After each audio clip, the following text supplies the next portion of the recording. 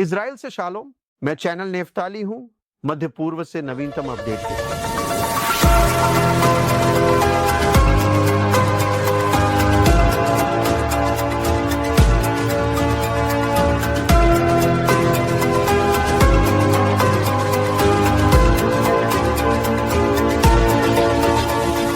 ठीक है, चलिए सीधे मुद्दे पर आते हैं। सीरिया फिर से जल रहा है। सिर्फ 72 घंटों में 1300 से अधिक लोग मारे गए।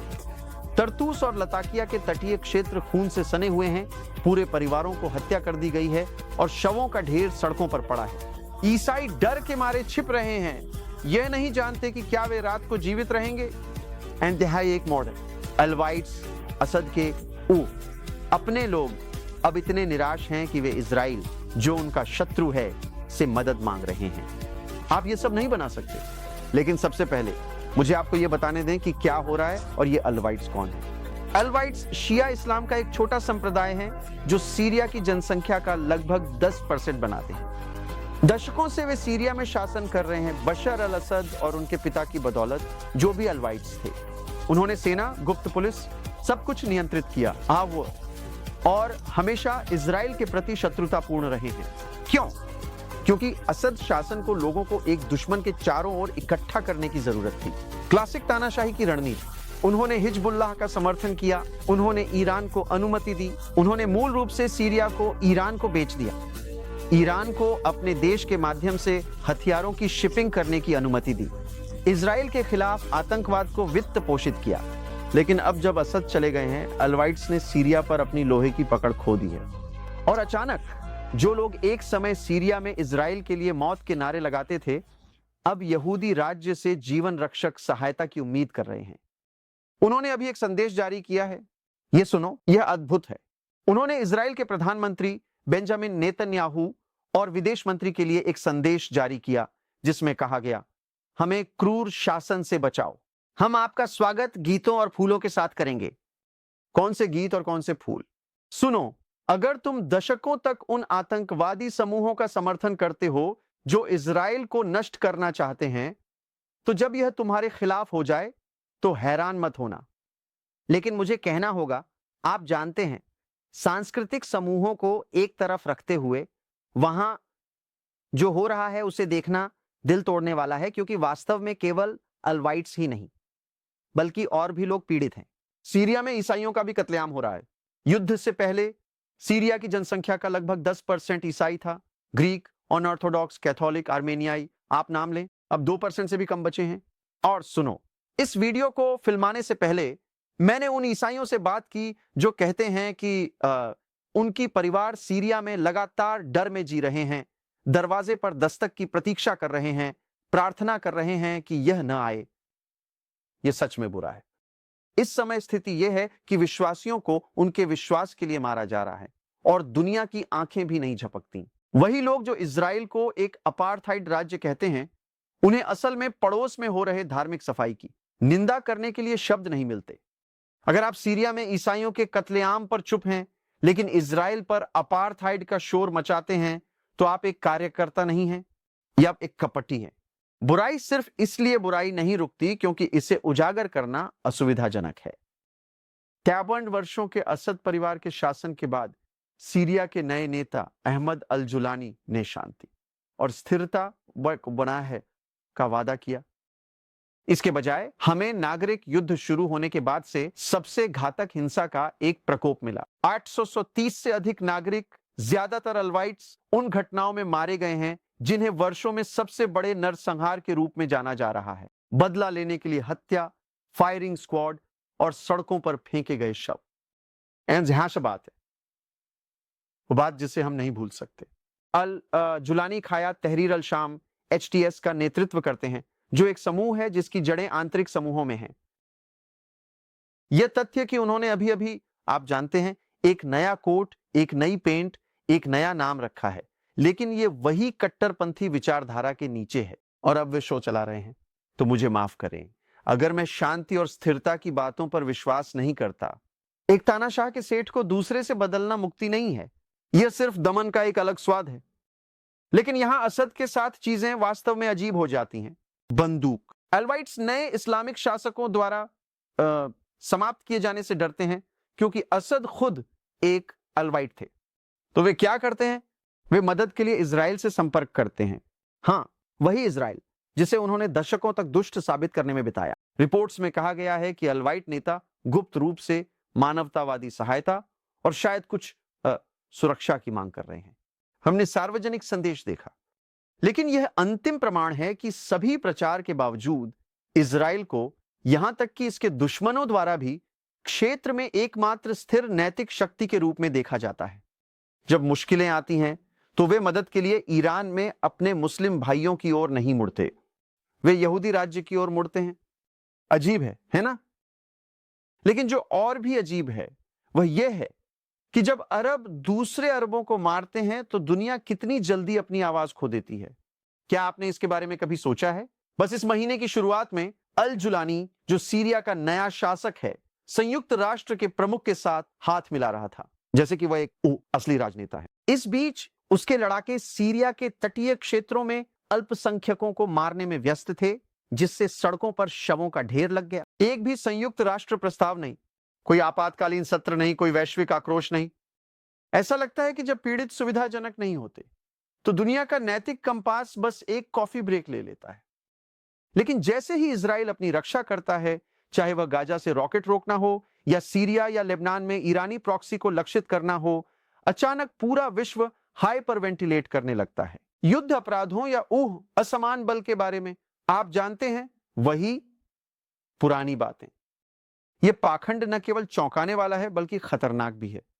यह दोहरे मानक केवल इजराइल के नाम को बदनाम नहीं करते, यह क्षेत्र के सबसे खराब तत्वों को प्रोत्साहित करता है। संयुक्त राष्ट्र और उन सभी अंतरराष्ट्रीय संस्थाओं की स्वीकृति के साथ जो मानवाधिकारों को जैसे कि यह उनका बच्चा हो या कुछ ऐसा। जब संयुक्त राष्ट्र देश किसी जैसे अल जुलानी के लिए लाल कालीन बिछाता है, जबकि इजराइल को अपने नागरिकों की रक्षा करने के लिए निंदा करता है, तो यह एक स्पष्ट संदेश भेजता है कि आतंकवाद पर बातचीत की जा सकती है, लेकिन यहूदी आत्मरक्षा नहीं। सुनो, वही नेता जो सीरिया में ईसाइयों और एलवाइट्स के नरसंहार की निंदा करने के लिए शब्द नहीं ढूंढ पाते, उन्हें हर मौके पर इजराइल की आलोचना करने में कोई समस्या नहीं होती।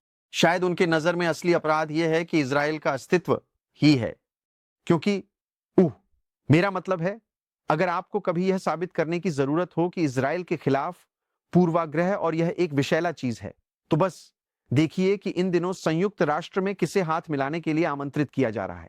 वैसे यही कारण है कि इजराइल सीरिया में सैन्य पदों पर कब्जा किए हुए है, क्योंकि हमने कठिन तरीके से सीखा है कि दुनिया से सही काम करने की उम्मीद करना एक बेवकूफी का खेल है। 7 अक्टूबर के नरसंहार के बाद जब ईरान समर्थित आतंकवादियों ने हमारी अपनी जमीन पर नागरिकों का कत्लेआम किया, इजराइल की रणनीति स्पष्ट हो गई। और मुझे विश्वास है कि यह एक नाटकीय तरीके से बदला है, जो हम सतह पर देखते हैं उससे कहीं अधिक, लेकिन रणनीति स्पष्ट है। हम खतरे को खत्म करने जा रहे हैं इससे पहले कि वे हमारी सीमाओं तक भी पहुंचे। दुनिया सीरिया में कट्टरपंथिता पर आंखें मूंद सकती है, लेकिन इजराइल के पास यह लग्जरी नहीं है। आत्मरक्षा केवल एक अधिकार नहीं है, यह एक कर्तव्य है। और वैसे जो कुछ भी हम सीरिया में देख रहे हैं, जिसे मैंने उल्लेख किया, मुझे लगता है कि यह बहुत दुखद है। मुझे भी लगता है कि इजराइल को सीरिया में ईसाइयों की मदद करनी चाहिए। मुझे लगता है कि यह एक ऐतिहासिक मौका है उनके साथ एक गठबंधन बनाने का, यहूदी राज्य के लिए सीरिया में दोस्त बनाने का। इसके अलावा जो गठबंधन इजराइल सीरियाई द्रूज के साथ बनाने की कोशिश कर रहा है, वैसे इजराइल में अपनी खुद की द्रूज समुदाय है जो लगभग 100,000 लोग हैं। लेकिन आप जानते हैं, मुझे लगता है कि यह देखना बस पागलपन है कि इजराइल के दुश्मन हम पर, इजरायली सेना पर अपने खुद के सहयोगियों से अधिक भरोसा करते हैं। यह बहुत कुछ कहता है कि वास्तव में यहां इतिहास के सही पक्ष पर कौन है। अब जब सब कुछ हो रहा है, आइए इसमें बाइबल का थोड़ा सा हिस्सा लाते हैं, क्योंकि यशायाह 17 में कहा गया है, देखो दमिश्क एक शहर बनना बंद कर देगा और यह खंडहरों का ढेर बन जाएगा। सीरिया में हो रहे अराजकता को देखते हुए इसके बारे में सोचना मुश्किल नहीं है। मेरा मतलब है, मैंने इस बाइबल के वाक्यांश का कई बार उल्लेख किया है। ओहो, यह हर बार जब सीरिया में कुछ पागलपन हो रहा होता है प्रासंगिक लगता है, लेकिन मुझे लगता है कि शायद यह एक जागरूकता का संकेत है, क्योंकि मेरे लिए यह एक याद दिलाने वाला है कि बाइबल की चेतावनियां केवल पन्ने पर लिखी प्राचीन शब्द नहीं है। यह हमारे सामने खेला जा रहा है। अगर आप यह साबित करने के लिए सबूत ढूंढ रहे हैं कि बाइबल सच है, तो बस समाचार चालू करें। मेरा मतलब है यह है, आप बाइबल को हर जगह देखते हैं। तो सीरिया के लिए अगला क्या है? ईमानदारी से कहूं तो भविष्य काफी बुरा लगता है, क्योंकि आने वाली सरकार जांचों और एकता के बारे में बात कर रही है। आप जानते हैं, वे अंतरराष्ट्रीय समुदाय के लिए सभी सही शब्द कह रहे हैं। वही शब्द जो संयुक्त राष्ट्र, यूरोपीय संघ और उनके सभी दोस्तों को सुनना पसंद है। जांच, एकता, सामाजिक न्याय। लेकिन आप जानते हैं, सीरियाई सरकार इसके बारे में बात कर रही है, जबकि उसी समय सीरिया की सड़कों पर फायरिंग स्क्वाड है। बातें सस्ती होती हैं। सच्चाई यह है कि जब कट्टरपंथी इस्लामवादियों का शासन होता है, तो अफसोस की बात है कि सीरियाई लोग केवल और अधिक खून खराबे की उम्मीद कर सकते हैं। और हम ईरान को नहीं भूलना चाहिए। असद और नसरल्लाह दोनों को खोने के बाद शासन सीरिया और लेबनान में अपने आधार को स्थापित करने के नए तरीके खोजने की कोशिश कर रहा है। सभी का उद्देश्य इन देशों का शोषण करना और उन्हें इजराइल के खिलाफ हमलों के लिए लॉन्चिंग पैड में बदलना है। और सीरिया के लिए आखिरी चीज जो हमें चाहिए वह है कि यह ईरान का नया खेल का मैदान बन जाए। दुनिया को यह दिखावा करना बंद करना चाहिए कि इस्लामवादी सीरिया में शांति ला सकते हैं। यह ऐसा है जैसे किसी आगजनी करने वाले से आग बुझाने की उम्मीद करना। आप आगजनी करने वालों के साथ बातचीत नहीं करते, आप उस आग को बुझाते हैं। यही तो इजराइल कर रहा है। देखो, मध्य पूर्व एक बड़ा गड़बड़ है, लेकिन एक बात स्पष्ट है, इजराइल इस क्षेत्र में एकमात्र ऐसा देश है जो बिखर नहीं रहा है। तो अगर आप सीरिया और मध्य पूर्व के बाकी हिस्सों में हो रही घटनाओं के बारे में सच्चाई जानना चाहते हैं, तो कृपया मेरे चैनल को सब्सक्राइब करना ना भूलें। उस बेल को दबाएं ताकि आप कोई अपडेट मिस ना करें। और उन लोगों के लिए जो वास्तव में 24/7 इजराइल, सीरिया और मध्य पूर्व में हो रही घटनाओं से जुड़े रहना चाहते हैं, कृपया मेरे टेलीग्राम चैनल में शामिल हों। मैं वहां असली अपडेट्स असली समय में डाल रहा हूं जो सेंसर नहीं किए गए हैं। और साथ ही जब आप israelstore.com पर खरीदारी करें तो उसे देखना ना भूलें। वहां खरीदारी करके आप केवल बेहतरीन उत्पाद नहीं ले रहे हैं, बल्कि BDS के खिलाफ लड़ाई में मदद कर रहे हैं और इजराइल के खिलाफ नफरत करने वालों का सामना कर रहे हैं। तो देखने के लिए धन्यवाद और हमेशा की तरह मजबूत रहें, सूचित रहें। यरूशलेम की शांति के लिए प्रार्थना करें। शालोम।